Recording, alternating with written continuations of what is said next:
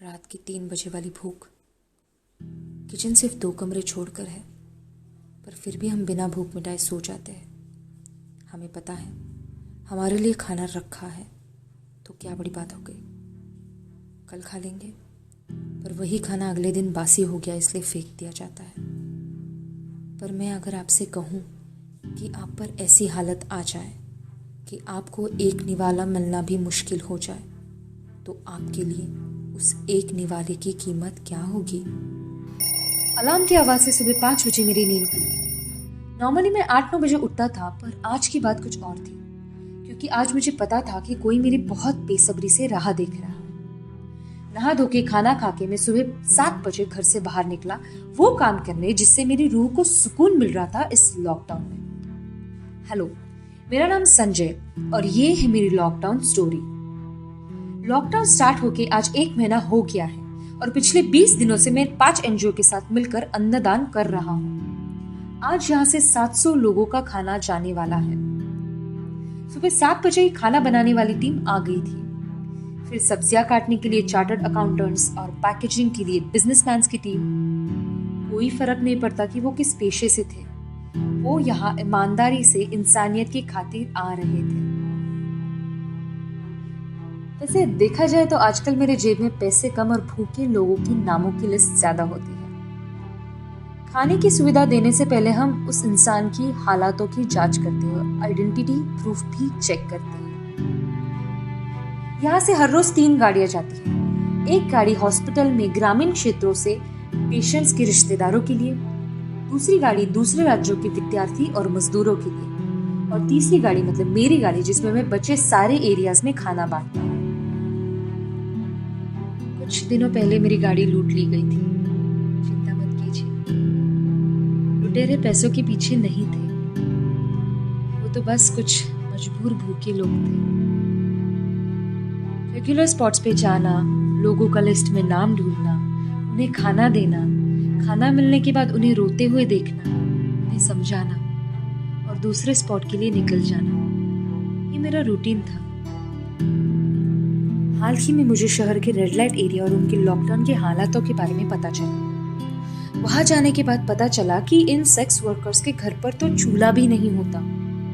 सुबह की चाय से तो शाम के खाने तक वो बाहर से ही खाना मंगाते थे, पर लॉकडाउन के कारण उन्हें एक वक्त का भी खाना मुश्किल से मिल रहा था।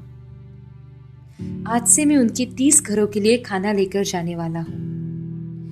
आज उनकी भी दुआ मिल गई, उन्होंने भी सम्मान दिया, जिन्हें आज भी समाज अपनाने में, उनके बच्चों को एक साधारण जीवन देने में कतराता है भी तो वो इंसान ही, उन्हें भी भूख लगती है। पर आकाशवाणी जैसा दुर्लभ क्षण होता है जब इनके लिए मदद का हाथ सामने आता है। एक दिन स्टेशन पर बेघर लोगों को खाना बांटते वक्त एक औरत मेरे पास आई। आंखों में पानी, चेहरे पर थकावट और बातों में उसके डर महसूस हो रहा था, इस बात का कि कोई उसकी मदद नहीं करेगा। तो मैं उसके घर चला गया उसके हालातों का मुआवना करने।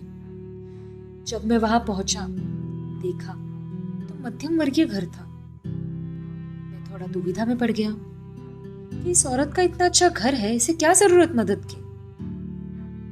उसने मुझे घर के अंदर बुलाया। करीब 10-12 लोगों से भरा घर। वो मुझे किचन में लेकर गई और सारे बर्तन डिब्बे खोल के दिखाए, सब खाली। रोते रोते उसने मेरे पैर पकड़ लिए। साहब, ये घर मैंने सरकार की योजना से बनवाया था, मेरी इतनी हैसियत नहीं, पर कोई मेरा घर देख के मुझे मदद ही नहीं कर रहा। मेरे बच्चे भूखे हैं, एक रोटी हम 4 लोग मिलकर खाते हैं। आप कभी भी आकर देख लो साहब, आपको डिब्बे खाली ही मिलेंगे, भरोसा रखिए।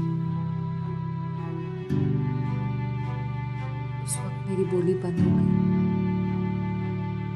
मैंने कितनी जल्दी उस औरत को जज कर दिया। 4 दीवारों में होने वाली असलियत और बाहर से दिखने वाली बनावट दोनों ही बहुत अलग होती है। और इसमें कोई शक नहीं कि मैं और मेरे जैसे कई लोग इस पर्दे की वजह से धोखा खा लेते हैं। एक दिन 2 लड़के मेरे पास आए खाना मांगने। उस एरिया के लोगों ने कहा कि हम उन्हें खाना दे देंगे, इसलिए मैं वहां से निकल गया।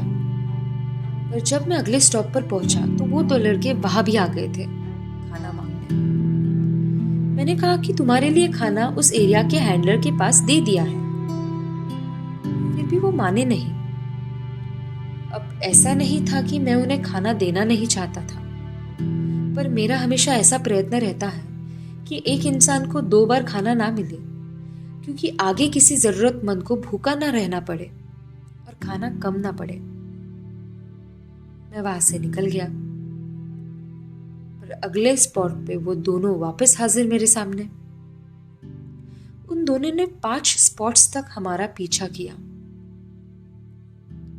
तो मैंने उन्हें पूछ ही लिया कि तुम्हारे पास तो गाड़ी भी नहीं है, तुम कैसे आ रहे हो? वो 2 लड़के हमारा 6 से 7 किलोमीटर से भागते हुए पीछा कर रहे थे, वो भी अप्रैल की गर्मी में। मैंने तुरंत उन्हें 2 फूड पैकेजेस निकाल के दे दिए। उन्होंने वहीं पर वो खोले और खाना शुरू कर दिया। बहुत दिनों की भूख नजर आ रही थी। उनका खाना होने तक मैं वहीं खड़ा था। मैंने उन्हें पूछा, कहाँ से हो तुम लोग? उन्होंने कहा कि उनकी माँ सेक्स वर्कर्स है और पिताजी मजदूर। मैंने उन्हें उनका पता पूछा और कहा कि हर रोज मैं लाके दूंगा खाना तुम्हें तुम्हारे घर पर। वो खुश हो गए, उन्होंने बता दिया और वो वहां से चले गए। उस दिन से आज तक मैंने उन 2 लड़कों को वापस नहीं देखा। मैंने बहुत ढूंढा, आज भी ढूंढ रहा हूं, पर नहीं मिले। उनके दिए हुए पते पर पूछा, लोगों ने कहा कि ऐसे कोई लड़के यहाँ पर रहते ही नहीं। कौन थे वो? क्या था ये सब? आज भी रोंगटे खड़े होते हैं। आज इतना समझ आया कि एक निवाले की कीमत बहुत होती है, इतनी कि लोग आपको भगवान का दर्जा दे देते हैं। वैसे मेरा मानना है कि दिव्य शक्ति सब में होती है और उसे हम इंसानियत के नाम से जानते हैं। कोई इस्तेमाल करता है, कोई अपनी शक्ति पहचानने में चूक जाता है। 8 करोड़ से ज्यादा लोग रोजाना 20 रुपए से कम में दिन गुजारा करते हैं। 20 करोड़ से ज्यादा भूखे पेट सो जाते हैं और 1 करोड़ लोग हर साल भूखमारी से अपनी जान गंवा देते हैं।